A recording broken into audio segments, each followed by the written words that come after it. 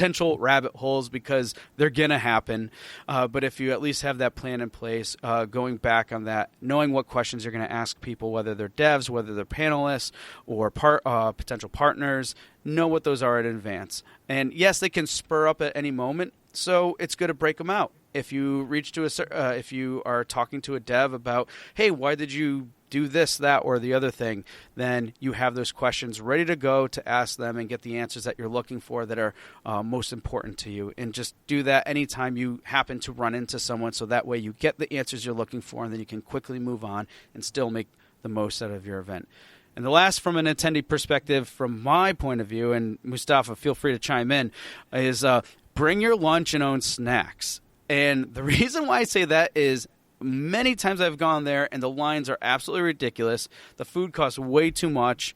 And honestly, I just want to make the most out of these awesome experiences. So I just bring my own lunch and snacks. Saves time and money.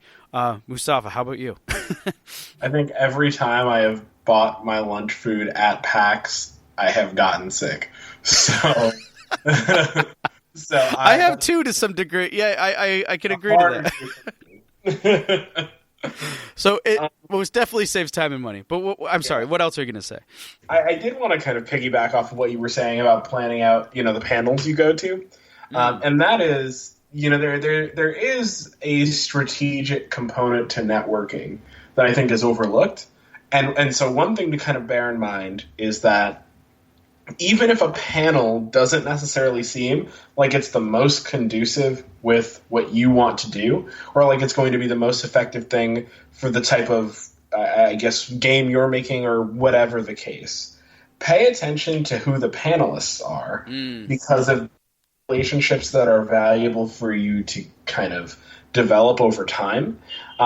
Using that as an opportunity to establish those relationships, it is a meaningful thing. And that isn't to say that you should go into a panel and ask unrelated questions to your own benefit. I would actually strongly suggest against that. But a lot of the time, in my experience, panelists will stick around near the theater or conference room or whatever it may be, following the panel. And so that gives you an opportunity to introduce yourself, to start some conversation, and really use that as an opportunity to make those relationships that, I think almost everyone in the industry can agree are kind of career starting. Yeah, completely. All right, I want to jump ahead now to a different area, which is, okay, we just talked about how, what types of things to consider from an attendee perspective, but what should we consider from an exhibitor perspective? I have my own thoughts, because just from attending these for so many years, I've seen a lot of booths. I've even written a blog post about this. But Mustapha, you've actually been an exhibitor at an event before, and what are some things that you could provide, at least like tips or suggestions for other indie devs that are, considering becoming an exhibitor of either a local event or a big event, or what are some things that that could be helpful for them when they're considering or going to be an exhibitor? Sure. And honestly, this is an easy answer for me. I was with my university, and so selling the idea of school to people who are there to play video games is not an easy thing to do. I think a lot of the skills that you're going to find most important in exhibiting are the same types of skills that you'd find important in engaging with people just, on a personal level. And that is really to read the room and match people's energy. Like if you are one of these titans of industry and you've got the name of, Super Mario or Master Chief to back you up, then by all means you can be however you want, because people are going to go up there to, deal with those familiar IPs. But if you don't have something like that, it then becomes important for you to kind of level with the energy of the people that you're interacting with. They're no longer they're not going to come up to you because your game idea is super original, because as original as it might be, that's a very difficult thing to sell in such a limited space. What people end up buying into more often than not, especially with indies, is the developers and the personality of the studio. So recognizing your brand, recognizing the identity of your team, and kind of how that impacts the design of your game, and making sure that the way that you interact with others is as reflective of that as possible, while also being, pleasant and easy to deal with, as you would want if you were in a casual environment just meeting somebody. Yeah, that I think that's a really, really good, strong point, because I remember when I reference a lot of the just in general and a lot of different things in my in the article that we wrote on the blog. There's other stuff about, like, hey, how to stand out, and a lot of talk about your booth too, which your booth is really important, but we get it that sometimes just indie devs as a whole don't necessarily have a lot of the resources or whatever to go ahead and create this stuff, because what was it, when we were talking to Bowl Cut, they had an awesome booth set up, and I think it was Brett who we were talking to. He's like, yeah, it is pretty awesome overall. And he was mainly saying that because he knew how much time it took to load it up into a pickup truck that him and his brother bought, and then started carting it almost like, I don't know, like a quarter of the way across the U.S. Yes,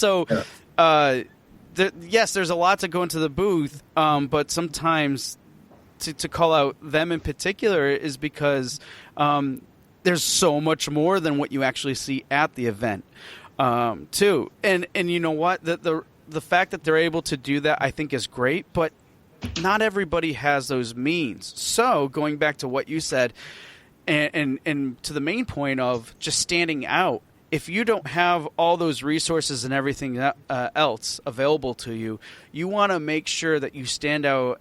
And I'll add to what you were saying before, Mustapha, is at the very least matching the energy, or if not, bringing it up a couple of notches. Mm-hmm. Because if you bring that energy to the event and stuff and kick it up a bit, you're going to see a different – actually, that's probably a great test. Like an action item we could probably give to some of you guys is next time you're at an event, even if it's like a meetup or anything that you guys are doing, match the energy, and then or even go with lower energy and just see what type of outcome you get out of it.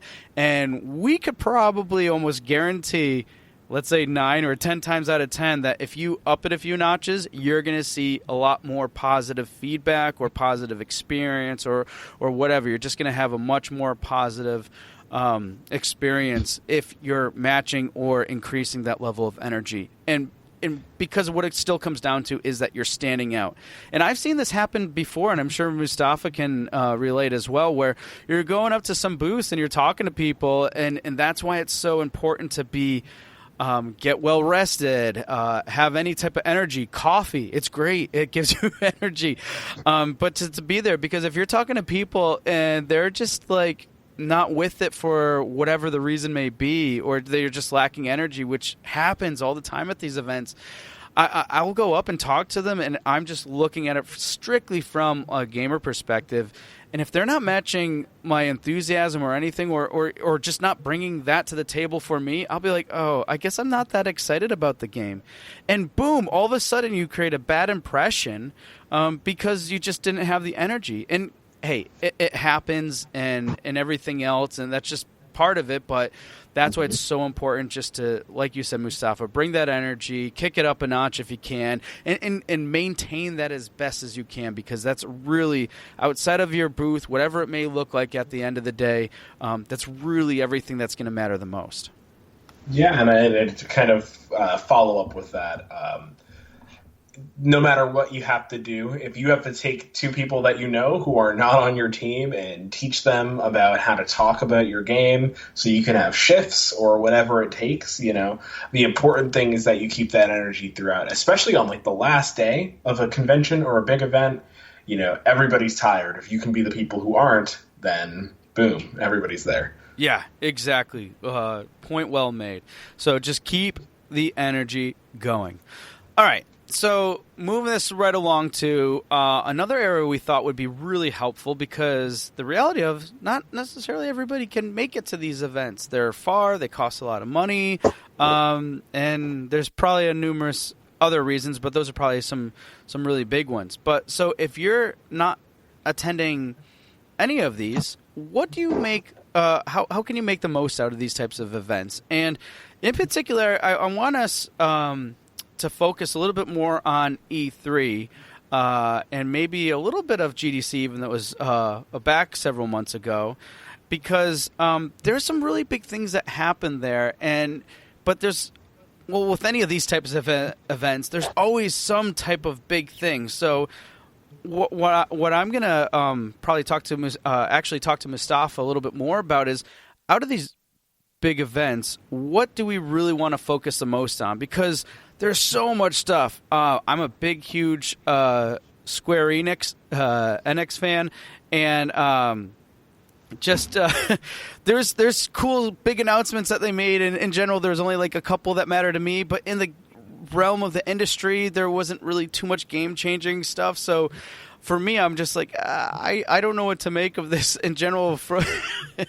But Mustapha, I know you've been following E3 pretty closely and can provide some really good context or things to look out for, especially for people like me that can get really sidetracked with some of this really exciting stuff that a lot of these publishers and other entities are putting out there. What type of stuff should we really look for at these big events outside of the stuff that's like the shiny object syndrome for people like me? Right. Yeah. No, I'm definitely with you there. I would say that, from an indie perspective, there's definitely an advantage. I think the bigger these companies tend to grow, and perhaps I'm a bit biased here, but I would say perhaps Nintendo aside, it seems the more far removed they become from like what their fan base really looks for.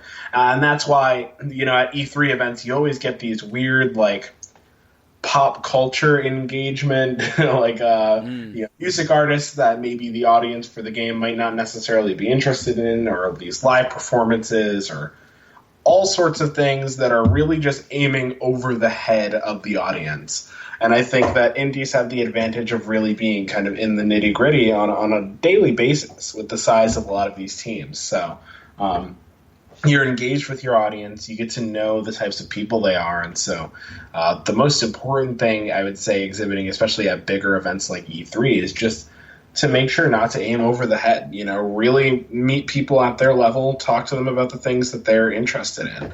I'm not watching Microsoft's E3 press conference because I want to know about Kinect zoo animals. I'm probably interested in details about the hardware, or I'm probably interested in, their big exclusive of the year, or how, their platform is going to make certain independent titles stand out more.